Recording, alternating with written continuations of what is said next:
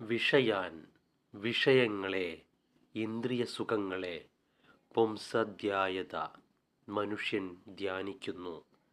ധ്യാനിക്കാൻ ഈ ലോകത്തിൽ രണ്ടേ രണ്ട് വിഷയങ്ങളേ ഉള്ളൂ.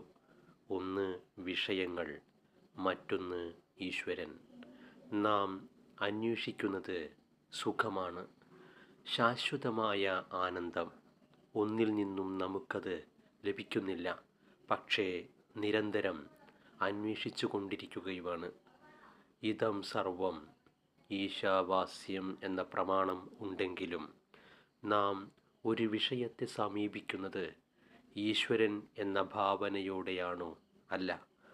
രാമകൃഷ്ണദേവൻ ഇതിന് ലളിതമായിട്ടുത്തരം പറയുന്നു. ഈശ്വരൻ എല്ലാവരിലും ഉണ്ട്, പക്ഷേ എല്ലാവരും ഈശ്വരനിൽ ഇല്ല. അതാണ് കുഴപ്പം. എല്ലാം നാശത്തിലാണ് എത്തുന്നത്. എങ്ങനെയാണ് നാശം? രണ്ടു പ്രകാരത്തിൽ നാശമുണ്ട്. പുംസ വിഷയാൻ ധ്യായത. എല്ലാവരും വിഷയത്തെ ധ്യാനിക്കുന്നു. തേഷു അവയിൽ, ഏതിൽ? ആ വിഷയങ്ങളിൽ സംഘ ഉപജായതേ. സംഘം എന്ന് പറഞ്ഞാൽ അഭിരുചി. അതിലൊരു പ്രത്യേക താൽപ്പര്യം ജനിക്കുന്നു.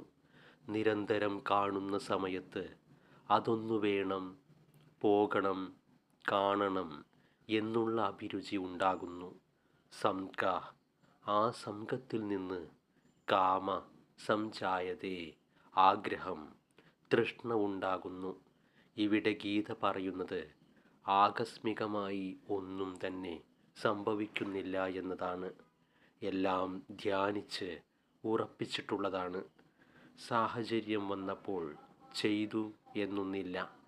ഇങ്ങനൊരു സാഹചര്യം വന്നാൽ നാം ഇത് ചെയ്യും എന്ന തീരുമാനം പലപ്പോഴായി എടുത്തിട്ടുണ്ട്.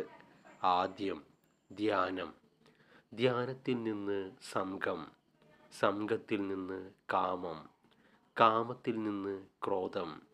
തൻ്റെ ആഗ്രഹ പൂർത്തീകരണം നടക്കാതെ വരുമ്പോൾ തന്നിൽ ക്രോധം ഉണ്ടാകും.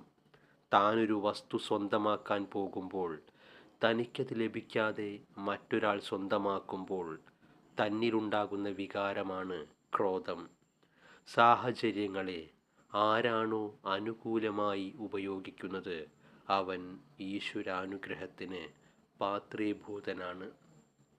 ഭഗവാൻ പറയുന്നു, അർജുന, മനസ്സിനെ വിഷയങ്ങളിൽ വലിച്ചു കൊണ്ടുപോയി ആ വിഷയങ്ങൾ അനുഭവിക്കുന്ന ഇന്ദ്രിയങ്ങൾ ഒരു മോഷ്ടാവിനെ പോലെയാണ്.